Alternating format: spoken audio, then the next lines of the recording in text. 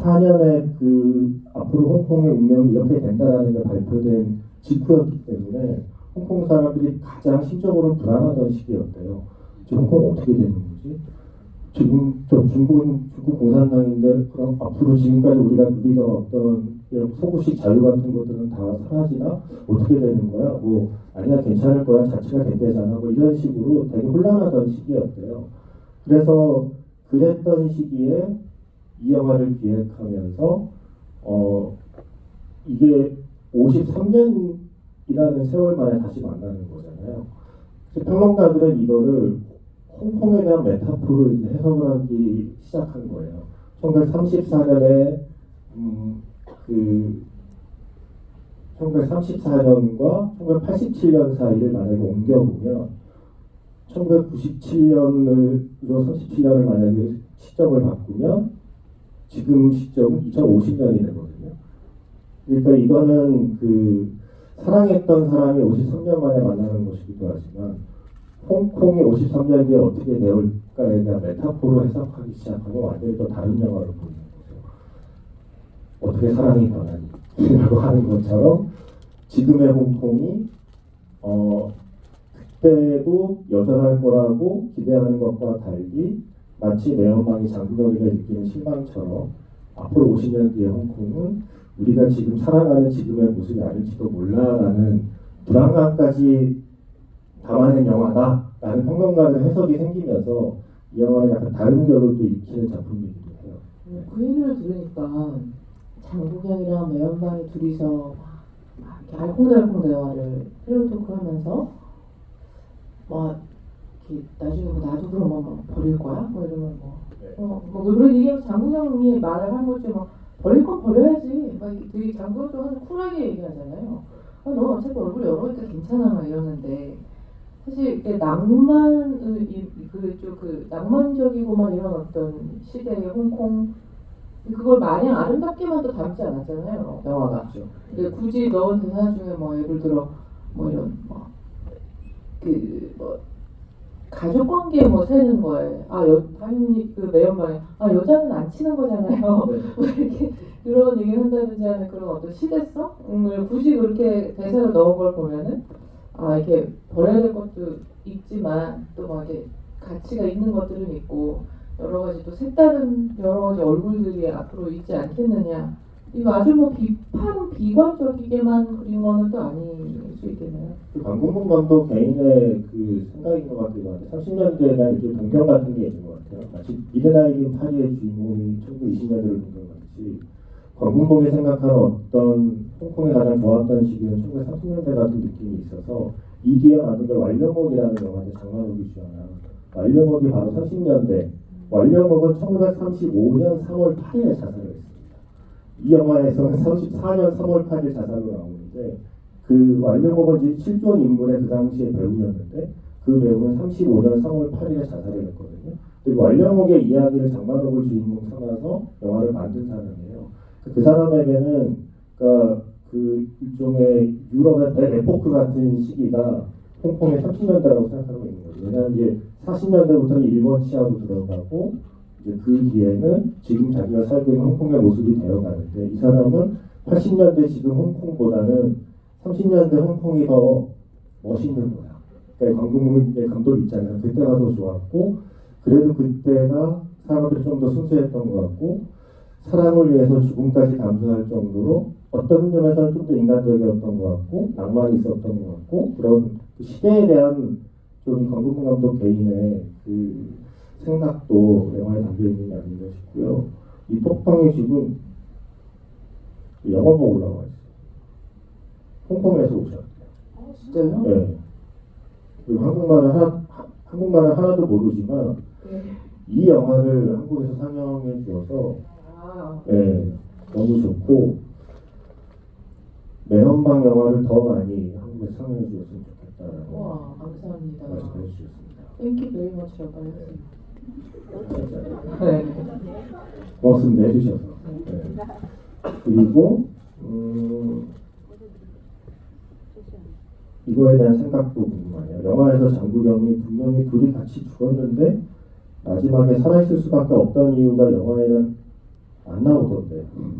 저는 그냥 네. 장국영이 확실히 잘 자란 사람이라 체력이 좋았나 그쵸. 말고는 설명이 안 되지 않나요? 수면제 내성이. 수면제도 혹시 안 죽을까봐 약도 먹였는데 하여튼 생존한 거잖아요, 그죠? 네. 네. 그죠. 그래서 이거는 사실 뭐 논리적으로 따지기보다는 네. 하나의 설정이라고 생각하시면 좋은 걸 먹어야 돼요, 여러분. 네. 그리고 어떻게 살았지? 마지막에 장국영이 매운방을 향해서 나도 데려가라 라고 얘기하는 모습을 보면 여화가 죽은 뒤에 그 장국영의 삶도 이렇게 영화 속 장국영의 삶도 그렇게 좋았던 것 같진 않다라는 그런 그렇죠. 또 생각을 하고 계신 분도 있어요. 그 제가 아까 되게 못 믿어온 캐릭터. 그러니까 사실상 뭐 이렇게 재벌 한 3세 정도들이 생각보다 자생력이 없다고들 그렇더라고요. 2세만 해도 아버지가 직접 일구는 그런 것들을 봐온 그게 그거라도 있는데 3세는 그게 완전 이게 없는 특성이 있대요. 근데 이제 도련님이랑 호칭에 대해서 일단 좀 궁금한 게 있기도 한데 그 직업이 도련님인 거예요. 그런 느낌이잖아요. 물론 뭐 일을 한다고 하지만 거의 정체성이 도련님. 근데 지금도 한국에서도 그냥 재벌이사가 직업인 사람들이 있듯이 그치만 아무도 그들을 재벌 방금 전에 뭐였죠? 방금 전에 읽어주셨던 방금 전에 읽었던 그쵸. 그 나중에 그 생존 이후의 삶이 딱 보면은 이게 뭔가 그냥 부모님 가족 싸움 외에는 크게 성공시키기 힘든 유형이어 보이잖아요. 막 그래도 어쨌든 기생집 뭐 이런데 자기 뭐 전용 침대를 갖다 놓지 않나 막 근데 좀 철부지인데다가 사랑에 빠지는 그 느낌도 그렇고 그러니 당연히 그 유지를 못하는 게 자연스러운 일이 아니었을까. 영화 입장에서 매운방 입장에서 53년을 만났는데 장국영이 잘 살고 있어. 지금과는 반대로. 그러니까 그게 아니 잘 살고 있고 그 여자랑 결혼도 하고 멀쩡하게 잘 살고 있으면 어땠어? 지방령으로 남겨진 거예요. 왜냐면 매운방은 어느 게 더 싫을까? 지금 같은 모습으로 뭐가 더 싫을까? 망가진 삶이 싫을까? 아니면 나 없이도 잘 살고 있는 게 싫을까? 매운방 캐릭터는 잘 살고 있는 게 더 싫었을 것 같아요. 그러니까 그 삶, 질투 이런 것에 대한 이야기가 많았었죠. 그래서 약간 그 소유, 그러니까 누군가와 정서적으로 완전한 그 커넥션을 가져본 적이 없는 그랬기 때문에 그 기녀 원탑이 되었었던 것 같거든요. 그러니까 이게 사람과 사람 사이에 마음이 없이 교류할 줄 알면 연애 1타 완전 초고수가 될 수밖에 없으니까. 근데 그랬던 사람이 아마 처음으로 추측해보는 장군한테 그걸 느꼈으니 저런 좀 병적인 사랑으로까지 이제 좀 가게 된 것 같아서 그런 너가 그래도 잘 살고 있으니 난 됐어 이런 느낌은 또 아닌 것 같아요. 제 상상은. 작가님 어떠세요? 저는 매운방 입장에서는 나에게 마음을 주었던 남자들이 그 뒤에 어떻게 변해가는지를 많이 보아왔을 것 같아요. 저는 그래서 장국영을 정말 사랑했을 때 어쩌면 앞으로 또 그런 거를 보게 될 수 있어서 그냥 여기서 죽음으로 완성하고 싶다는 생각을 했을 수도 있다는 생각을 하거든요. 그럼 진짜 더 나쁜데. 그죠. 네, 자기가 치유를 해야 될 문제를 꼬리를 무는 이야기로 다시. 그래서 너무 무서워집니다. 그런데 이게 사실 시간차가 있으니까 시간에 대한 개념이 다르잖아요. 매운방은 그 시간에서 멈추고 그 시간에 머물러 있는 사람이고 장국영은 그 뒤에 시간을 살아왔잖아요. 네. 매운방은 53년 전에 머물러서 53년 전의 시간으로 계속 살고 있지만 장국영은 그 뒤에 지금의 모습으로 초라해지는 시간을 53년 동안 살아왔기 때문에 장국영 입장에서는 이제는 후회를 할지도 모르겠다는 생각이 들어요. 내 인생이 이렇게 될 줄 알았으면, 그러니까 이렇게 내 인생이 초라해질 줄 알았으면 그때 그냥 같이 죽었으면 차라리 그게 좋았을 텐데라는 후회를 53년을 살아보니 이제야 그 마음이 들어서 뒤늦게 매운방에게 매달려 본 것이 아닌가라는 생각이 들어요. 저는 사실 전 그렇게 봤는데 뭐 얘나 지금이나 똑같아 보였어요. 그때 감정에 충실한 거. 지금 또 보니까 나또막 하고 싶은 거지. 맨날 되게 그렇게 막 부귀영화를 누리던 사람이 엄청나게 초라해져 있는데 막 계속 그냥 아편 하면서 그냥 그때 뭔가를 잊을 수 있는 게 있으면 되는 좀 그런 이상한 낙천성이 있는 사람 같기도 하고 좀 도파민에 취약한 그런 사람 같아서 매연막 막 그때 그 모습으로 나타나고 네. 물론 그때 그 감정 살아나보면 그런 거지 이게 뭔가 그 사이에 엄청난 성찰과 막 깨달음 이런 것보다는 다 매운빵이 53년 전의 모습으로 나타났잖아요. 53년 뒤의 모습으로 나타났으면 장국영은 또 달랐어요. 미안해 이 정도만 해도 끝났을 수 있는데 네. 요새는 그 정도 외모 여자가 그렇게 자기가 가까이 와서 얘기하는 것도 되게 오랜만이었던 느낌이었잖아요 거의. 예. 네. 그런 여자가 말을 걸어주는 것 자체가 그 자체가 그래서 그런 거. 근데 이분 첫사랑이 잘 살면 배가 아프고 첫사랑이 못 살면 머리가 아프고 말씀해 주셨고요. 이거는 장국영을 좋아하는 김연아 작가님의 의견이 궁금해요. 저는 금성무 젊었을 때 이미지가 장국영과 비슷한 포인트들이 몇 가지 보이는다고 생각하시는 분이 계세요? 어떻게 생각하세요? 취향의 영역이라. 금성구도 근데 약간 그러니까 장국영 사실 모르겠어요. 장국영 배우들이 많아서 그러지 말고 정말 완벽한 조각미남의 느낌이 아니거든요. 금성구는 조금 좀 완벽한 느낌이에요 제 기억에. 근데 장국영 느낌 난다라는 것은 눈매 때문에 헤어스타일 때문에 얘기가 나오는 사람들 종종 있었잖아요. 장국영 느낌은 진짜로 제가 장국영을 좋아해서가 아니라 없기는 해요. 왜냐면 늘상 이게 좀 물음표가 붙는 슬픔이라고 해야 되나? 이게 형월이 딱 안 짚혀지는 그 이상한 분명히 슬픈데 그렇다고 근데 이 사람이 상처받은 영혼 같아 보이거나 그게 전면에 있지도 않아요. 그래서 되게 온도로 치면은 정확하게 그냥 체온이랑 똑같아서 이 사람이 약간 이게 더 많은 사람 또는 저게 더 많은 사람 되게 따뜻함도 많이 큰데 엄청난 서글픔도 딱 그만큼 동시에 있는 느낌이랄까? 그래서 좀 희한하지 않아요? 캐릭터가? 그 시절 홍콩 배우들은 약간 뭐랄까 지금 아이돌에서 각자 좋아하는 멤버가 다른 것 같은 느낌이에요. 그러니까 약간 그들 전체가 하나의 아이돌 그룹 같아요. 그쵸. 4대 천왕 이런 거 있어요. 네. 누가 제일 멋있었어요? 4대 천왕에서 장하구라. 장국영, 유덕화, 금성무. 그 곽부성 들어가요? 곽부성. 네. 여명. 우리가 여명을 입고 있었는데. 여명도 4대 천왕이었어요. 네. 여명 씨 죄송합니다. 천밀밀의 여명은 난한 4.5 천왕 이런 느낌인 줄 알았는데 유덕화는 그렇죠. 근데 그 당시 홍콩 배우 전체가 하나의 아이돌 그룹 같았어요. 유덕화, 주윤발, 여명, 장국영, 양조위. 예. 4월에 양조위 오십니다.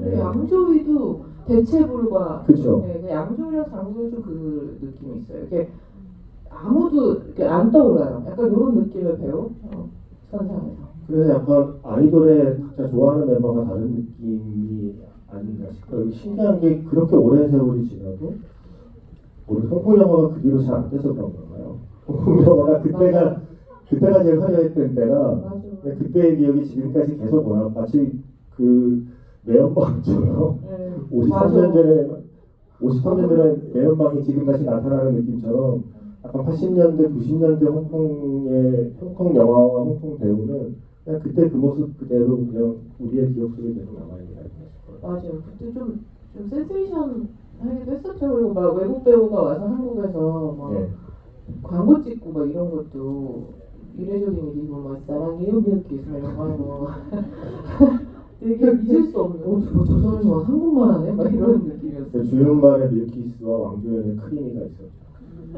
한국형 트윈은 왜 있어요? 크리미와 밀키스는 같은 음료였지만 장국영은 다른 제품이니까 라이브 구도에서는 크리미와 밀키스가 라이브 구도였고 그러니까 매어망 같은 경우에도 그렇게 불렸는데 그 당시에 하방, 옥, 홍이라고 해서 맞춰보세요. 여배우 4명 하방, 옥, 홍 마지막 글자입니다. 그렇죠. 임청화 매연방, 장만호 마지막이 종초홍 그래서 이 영화 비하인드 보면 그게 정확히 어느 역할인지는 나오지 않아서 그게 지금 현재 시점에 그 신문기자 역할일까 매운맛 역할일까는 저는 잘 모르겠지만 유덕화와 함께 정초홍도 원래 있었더라고요. 애초에 캐스팅 될 뻔한 그 후보분 중에 근데 정초홍은 동행사회 장발라니까 옛날 사람이구나. 그래서 약간 그렇게 묻기는 그 당시에 사실 장국영에 비해서 매운방을 한국에서 잘 모르시는 분들이 많은데 매운방의 위상은 어마어마했습니다. 지금 홍콩에 매운방 동상이 있는데 그 동상에 써 있는 글귀가 홍콩의 딸 매운방이라고 유덕화의 친필로 써 있다고 해요. 그러니까 매운방은 그냥 모든 홍콩의 딸로 생각했을 정도의 위상을 갖고 있는 배우가 매운방이었고 장국영은 뭐 더 설명이 필요 없죠. 저는 이제 장국영에 대해서 했던 말 중에 가장 기억에 남는 건 오우상 감독의 얘기였어요. 그렇죠? 그 오우상 감독이 장국영이 세상을 떠난 뒤에 홍콩 영화계는 네모에서 세모가 되었다. 그러니까 홍콩 영화의 한 귀퉁이가 통째로 떨어져 나간다는 표현을 하신 거예요. 그래서 홍콩 영화가 네모에서 세모가 되었다. 장국영은 그런 사람이다라는 표현이 저는 지금 잊혀지지 않아요. 와, 네. 진짜 엄청난 표현입니다. 잠깐만요. 비밀번호 좀 그만 거세요. 웃기잖아요. 비밀번호가 문제가 아니라 배터리가 없어서 이게 자꾸 화면이 꺼지고 있어요. 저기 보자. 장하구 유덕화 박구성 영영 사대천왕이라고 올려주셨고요. 되게 그때 당시 문화에 빠삭하신 분들이 좀 많이 계시는구나. 그리고 이 영화의 제목이 연지구이기도 하니까 네. 연지구는 어떤 의미를 담은 소품이었을까에 대한 질문을 해주셨어요. 마지막에 연지구를 그렇게 주는 게 연지구를 돌려준다는 건 어떤 의미였을까? 사랑의 완성, 사랑의 끝맺음, 아니면 미련을 정리하는 의미, 네, 그걸 포함해서 연지구에 대한 의미를 물어보죠. 지금 물어보시니까 네. 드는 생각은 그게 그러니까 연지가 왜 그 연지본지의 연지 그거고 계속 그 뭔가를 바르는 장면도 중간중간 많이 나오잖아요. 네. 보면 좀 연지는 생기를 상징하는 것 같고요. 그러니까 그걸로 인해서 내가 육신은 죽었지만 어떤 무언가 이 사랑으로 인해서 이 내가 어떤 생명력을 가지고 있었던 무언가를 준다? 그런 느낌일 수도 있겠다는 생각을 질문을 받으면 하게 됩니다. 왜냐면 계속 그 햇빛을 받아가지고 거기서 약간 트와일라이트 생각나는데 햇빛 받으면서 매운방이 점점 핏기를 잃어가니까 그 여기자 배우가 이제 연지 이렇게 립스틱이었죠. 그걸 칠해주고 막 이렇게 어떤 생기를 상징하는 거였을 수도 있지 않을까? 근데 이런 분이 있어요. 이 영화에서 장국영의 장면 중에 특히 마음에 드는 장면을 추천해달라고 하시면서 뭐야 이런 좋은 질문 하셨지? 나 너무 얘기하고 싶었는데 너무 장국영 덕질 느낌일까봐 지금 마음껏 하시면 돼요. 지금 편해서 말씀하시면 그 뒤에 거 덧붙일게요. 네. 일단 마음껏 해보시는 게 좋아요. 아니 근데 한신이 기가 막히시니 편하고 그 딱 이게 막 피 흘리면서 가기 직전이죠. 되게 많이 취해가지고 약간 아래쪽 앵글로 살짝 인상 쓰면서 되게 변태 같죠? 네, 카메라를 바라보면서 약간 피곤하고 많이 취는 상태로 인상 쓰면서 탁 하는 그 항상 장국영은 안면 근육이 잘 풀려 있어요. 예, 항상 풀어져 있어요. 막 이렇게 쌩글거리지도 않고 막 이렇게 슬픈 얼굴을 미간을 막 엄청 써서 연기하는 스타일도 아닌데 지금까지는 주로 이제 활자로 보면 장국영의 표정 연기가 좋다 이런 표현을 많이 봤는데 장국영의 안면 근육이 늘 풀려 있다라는. 아니 근데 무슨 느낌인지 아실 거예요. 장국영이 조금 그냥 이렇게 막 표정을 막 이렇게 막 얼굴을 많이 쓰면서 그런 표현을 하는 사람이 아니니까 그게 되게 신기하잖아요. 그래서 눈빛 하는 거고. 근데 거기서는 처음으로 뭔가 왜 약간 만약에 되게 막 장국영이 짜증나면 저 표정이겠다 싶은데 그게 묘하게 매력적인 그런 장면이 하나 있거든요. 그 캡처를 해올 걸 그랬나요? 저는 진짜 거기가 너무 킥이고 이 장면을 감독이 담으면서도 이 장면 진짜 너무 좋았다라고. 장국영 영화들 그런 게 있어요. 감독이 장국영을 정말 좋아하는구나 라고 느끼게 되는 장면들이 자꾸 보여요. 왕가이도 그렇고 태양별이 지금 첸카이프 감독도 그렇고 감독이 배우를 좋아해서 나올 수밖에 없는 순간들이라는 막연한 좀 느낌들을 갖게 되거든요. 태양별이 얘기하니까 생각나는 게그 첸카이프 감독이 그 얘기했었어요. 세상 떠난 뒤에 그 가장 기억에 남는 순간이 언제냐고 했더니 태양별에서 장국영이 인력거에 혼자 앉아서 울고 있는 장면이 있는데 자기가 컷을 불렀는데도 계속 눈물을 흘리고 있길래 조용히 조명팀에게 조명을 끄라고 지시하고 모든 스태프이 그 자리를 비켜줬다는 거예요. 그래서 영화 촬영이 끝났지만 그 감정에서 빠져나오지 못하고 인력거에 혼자 오는 장국영, 그 감정을 지켜주고 싶어서 조용히 조명을 끄고 철수하는 스태프가 첸카이거 감독의 마음, 그런 것들이 어쩌면 그 시기에 함께 작업했던 사람들의 마음이기도 하고 장국영을 좋아했던 관객의 마음이지 않을까. 그러니까 그 감정을 지켜주고 싶다는 마음이 갑자기 그 얘기가 그 생각이 나고요. 제가 왜 그 뒤에 덧붙인 말을 나중에 해야겠다고 말씀드렸냐면 장국영 팬으로서 이 영화는 좀 아쉬웠대요. 그럴 수 있죠. 왜냐면은 장국영의 캐릭터는 그렇게 멋있지 않으니까요, 이 영화는. 저는. 아까 밖에서 말씀드렸지만 원작 소설은 30년대의 사랑을 이렇게 중점적으로 그리는 게 아니고 현재 시점에 이 매연방의 귀신이 이제 주요 등장해서 이야기를 들려주는 형태인데 원작 소설에서 묘사되는 장국영 캐릭터는 훨씬 한심하고 훨씬 무능하고 훨씬 비겁한 인물로 그려져 있어요. 그래야 오히려 설득력은 더 의미도 생겼고 매연방이 진짜 너무너무 불쌍하고 슬픈 캐릭터가 됐겠죠. 네. 근데 장국영이 연기를 해서 호감도를 높여버리는 바람에 깨진 밸런스가 분명히 있잖아요. 진짜 이건 장국영 덕후로 써는 얘기 아니고 진심.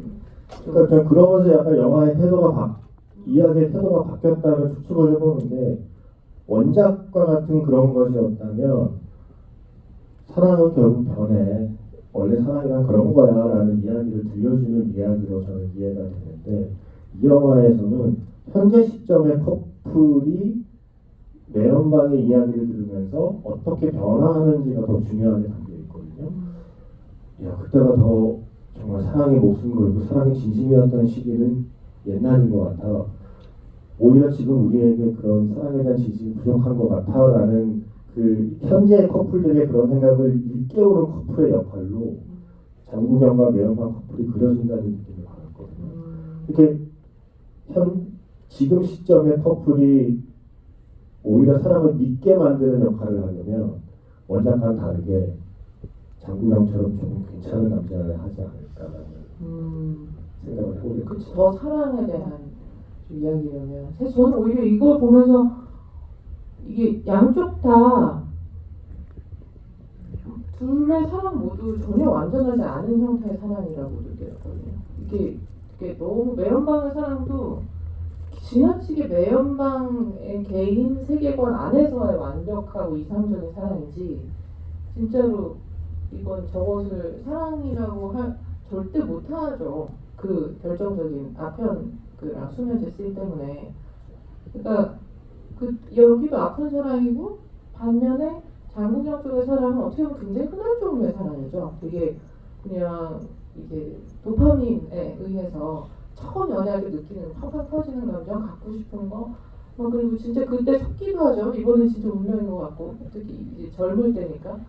그래서 어떻게 가장 보편적인 종류의 젊은 날의 흔한 도련님식 사랑이고 매연방은 조금 약간 공포스럽죠. 공포스러운 종류의 사랑이라서 사랑이란 무엇인가를 저는 이 영화를 보고 나서 이렇게 그게 정의되기보다는 그냥 어떤 각자가 생각하는 사랑이라는 세계관이 이렇게나 다를 수 있다. 어쩌면은 만약에 같이 사는 형태로서의 사랑은 부부가 됐든 동거가 됐든 그 세계관을 서로 계속 어떻게 생겼는지 계속 알아보고 맞춰가는 거겠구나 라는 생각을 했어요. 이런 글을 올려주신 분이 있어요. 어렸을 때 영화를 봤을 때는 매연방과 장국영의 사랑에 집중하고 사랑의 모든 걸 던지는 모습이 좀 멋있어 보였는데 나이 들어 다시 보니까 그 현재 시점의 커플 두 커플이 하는 그 두 커플의 사랑과 두 커플이 하는 대화에 더 집중을 하게 되더라. 맞아요. 지금 커플의 이야기가 조금 더 와닿더라. 라는 그 감상평 써주신 분도 있습니다. 그치, 어릴 땐 사실 저런 게 멋있어 보이지 않아요. 사랑을 위해 죽을 수도 있다. 아니, 저도 어릴 때부터 그거에 진짜요? 진짜 회의적이었던 것 같아요. 아니, 뭐 그건 아니지 않? 그러니까 뭐 근데 막연한 제가 판타지. 은행나무 침대도 별로 이게 약간 그 짤이 저한테는 계속 그냥 웃음 밈 느낌이고 그냥 좀 그 영원히 기다린 어쩌면 그게 제가 가진 어떤 뭐 결핍 때문에 있는 회의론일 수도 있는데 그런 어떤 불타오르는 종류의 사랑이 영원하기까지 바라는 건 너무 동화 같고 그러니까 그 사이에 어떤 무언가가 있지 않을까? 근데 확실히 예전 문학작품 보면 20년대, 30년대 요 시기까지만 해도 사실 연인들의 동반자살 같은 게 자주 등장하는 소재였고 한국에도 왜 사회참미라는 노래 유진덕 그분도 동반자살인 거잖아요. 그러니까 지금은 동반자살하고 대부분 생활고지만 영적인 이유죠. 네. 하지만 그 당시엔 대부분 사랑으로 인해 결국 자살을 선택하는 그런 연인들의 이야기가 뭐 문학으로도 영화로도 지금보다는 훨씬 더 많이 이야기되던 시대고 그 시대에 대한 어떤 동경을 지금 이 87년 이 현 시점의 커플들은 아마 하고 있는 게 아닐까라는 생각이 들어요. 그렇게 실제 사건으로 많았나요? 예, 그랬대요. 예. 제가 보니까 실제로 약간 유럽에서 약간 좀 유행처럼 그리고 그때는 이 영화에서 같은 어떤 신분 제한이나 뭐 이런 것 때문에 이루어질 수 없는 상황이 훨씬 많았기 때문에 맞다. 이런 제 지금하고는 다르죠. 네. 지금보다 훨씬 더 신분제가 심했을 때였기 때문에 그런 식으로 결말을 맞이하는 커플들이 실제로도 많아서 그것이 예술로도 많이 좀 반영이 되었다라는 그런 자료들이 있더라고요. 근데 그 저런 목숨을 까지 갈 수 이슈까지 갈 수 있는 게 진짜 막 낭만적인 사랑이라고 생각하세요? 어릴 때. 어릴 지금은 아니죠. 네. 살아야죠. 살아야 짝짝같이. 네. 그래도 우리 그 마지막으로 연주라는 주제가 얘기만 얘기를 한번 해봐야 될 것 같아요. 네. 어떻게 들으셨나요? 저는 엔딩곡 뭐 이게 제가 읽었는데 가사가 다 귀에 들어오지는 않는 그 특성이 있는데도 계속 이 영화 안에서 음악이 큰 역할을 해주잖아요. 근데 되게 요번 특히 최근의 엔딩에서는 그 노래에 대한 감상이라고는 너무 그 허망함에 휩싸여 있어가지고 그러니까 더좀 공허하고 슬프게 느껴졌던 것 같아요. 그 공허함의 종류가 맨 앞에 매연방이 처음 등장할 때 그 매연방 자체가 이 영화에서 유독 그런 건지 또 모르겠지만은 눈이 좀 텅 비어 있는 게 매력인 배우잖아요. 어딘가 이 세상에 초점을 탁 두고 있지 않은 듯한 그 느낌이 사람을 계속 보는 사람을 미치게 하는 그런 게 있는데 그래서 되게 첫 등장에서도 그 어떤 공허한 이 여자는 바라는 게 아무것도 없어 보이는 그 위태로운 느낌이 있었는데 마지막 그 노래랑 그래서 매연방의 첫 등장이랑 좀 연결이 되는 그런 기분을 받았어요. 사실 예전엔 발라드가 훨씬 많았잖아요. 요즘도 많습니다. 인기가 차트에 있는 게 덜 있을 거예요. 그러니까 뭔가 그 시절의 발라드에 대한 그 발라드의 정서 같은 게 확실히 이 노래 엔딩곡을 들으면 좀 느껴지는 것 같아요. 감정선 이게 음악의 이제 화성이라 하는 음악은 거의 알고 보면 수학에 가까운 것인데 탁탁 공식이라는 게 화성학이라는 게 있는데 그것에 기반해서 만들어진 노래가 뭐 아마 혹시 그런 예전 스타일의 노래를 좋아하시는 분들은 그 기반에 위에서 만들어진 노래들이고 최근의 트렌디한 음악들은 그것보다는 훨씬 리듬, 사운드, 패턴 이런 쪽에 기반해 있어서 그렇지만 정서를 자극하는 건 화성이거든요. 그래서 그게 근데 이제 다 트렌드잖아요. 근데 최근에는 또 다시 그 화성이 조금 더 오고 있어요. 다시 돌아오고 그 계속 돌고 돌겠지만은 옛날 노래 가지고 옛날 노래도 잘 만들었다 지금도 좋다 그래서 진짜 순전히 취할 때 저는 완전 화성파거든요. 근데 어쩔 수 없이 또 이제 또 연배 특성도 있겠죠. 옛날에 그 노래들은 내 어떤 확실하게 감정선 딱 짚어주는 것들이 주는 편안함 있잖아요. 그런 음악들이 줄 수 있는 게 있죠, 분명히. 정신없이 떠들려고 시간이 다 됐어요. 아, 장국영 얘기 반도 못한 것 같아요. 진짜 장국영 얘기 하나 뭐 기억에 남는 거 하실 거 없으세요? 장국영이요? 갑자기 그 여기에 그 등장인물이 둘째 뭐 첫째 둘째 얘기가 나오니까 장국영이 신남매의 막내잖아요. 신남매의 막내인데 바로 위에 형이 어릴 때 죽고 그 뒤에 장국영이 태어났는데 그 바로 위에 형과 같은 날에 태어났대요. 그래서 어릴 때부터 그 바로 위에 죽은 그 아이의 환생이라고 이제 가족들은 생각하고 장국영을 키웠다는 얘기가 있어요. 지금 갑자기 연지구를 보니까 갑자기 그래서 장국영은 어릴 때부터 한 번도 본 적 없는 형이죠. 태어나자마자 죽었으니까 그 형의 환생이 나다라고 부모가 자기로 대하기보다는 먼저 죽은 아이의 환생으로 생각하고 좀 대했던 것도 처음에 약간 좀 장국영을 부유하게 만드는 어떤 정서적인 기반 중 하나라는 얘기가 저는 나요. 제가 폐왕별이를 보고 느꼈던 이상하게 걱정되는 마음이랄까, 약간 왜 물에다가 뿌리를 내려버리게 된 식물을 보는 느낌이 있었거든요. 그게 거기서 온 걸 수도 있겠네요. 장국영의 그 삶을 이해하다 보면 기본적으로 상실감과 외로움이 그 장국영이라는 배우를 키워낸 자양분이라는 걸 알게 되면 더 좀 영화들이 슬프게 다가오게 돼요. 너무 슬퍼졌어요. 네. 자, 그래서 마지막 그 이제 마무리를 해야 될 시간입니다. 87년을 배경으로 한 88년 영화를 2016년에 다시 4K로 극장에서 관객과 함께 보고 이야기를 나눈 마지막 소감을. 네. 저는 이 영화가 오늘 또 작가님과 얘기 나누면서 더더욱이 느낀 것은 우리는 항상 끊임없이 나이 들수록 더 지나가는 세월에는 미화가 더 입혀지기 때문에, 그리고 실제로 더 좋았던 것들이 분명히 좀 있다고는 봐요. 그리고 자극적인 거가 적었기 때문에 행복을 느끼기가 더 쉬웠던 시절이니까요. 그래서 그런 것들과 그럼에도 불구하고 어쩔 수 없이 우리가 계속 맞이해야 되는 변화, 지금에서 보니 굉장히 미래를 홍콩뿐만 아니라 여러 측면에서 모든 거를 좀 그냥 그게 이제 낭만과 실용으로 이게 이제 어느샌가부터 나뉘어지는데, 이 낭만은 마치 되게 버려야 되는 것에 속해지는 것처럼 얘기가 되어지는 게 저는 굉장히 불만이거든요. 그 단어가 조금 옛스러워서 그렇지 그 안에는 인간다울 수 있는 유일한 요소들이 저는 그 단어 안에 다 들어있다고 생각을 해요. 그래서 되게 오랜만에 느낄 수 있는 감정이었어요. 최근에는 최근에 다루는 시대극이 줄 수 없는 진짜 딱 그때의 영화가 주는 특별한 감정이 있더라고요. 그래서 게다가 이제 또 장국영 영화고, 게다가 우리가 특별히 장국영이 더 그리워지는 이제 시기가 또 오고 있고 하기 때문에 좀 특별했던 시간이었습니다. 4월 1일 장국영 기일이 다가오면 장국영의 영화들이 재개봉하거나 이런 경우들이 많아요. 근데 계속 반복적으로 보게 되는 영화들을 또 계속 보게 되죠. 폐왕별이나 아니면 에픽투게더나 아니면 아비정전이나.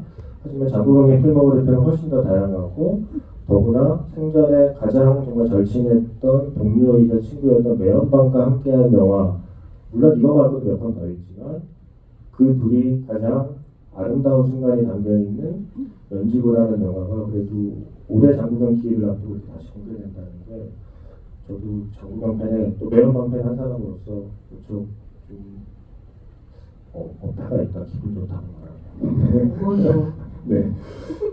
그래서 이 연지구라는 영화에서의 장국영과 매연방을 우리 관객들이 함께 볼 수 있다는 게 참 다행이라는 생각이 드네요. 지금 빨리 끝나고 아니에요. 네, 가겠습니다. 네. 오늘 감사합니다. 네, 감사하고요. BTS 공연 잘 보세요. 보러 가세요. 이걸로 보요. 네, 라이브로 잘 보십시오. 고맙습니다. 고맙습니다.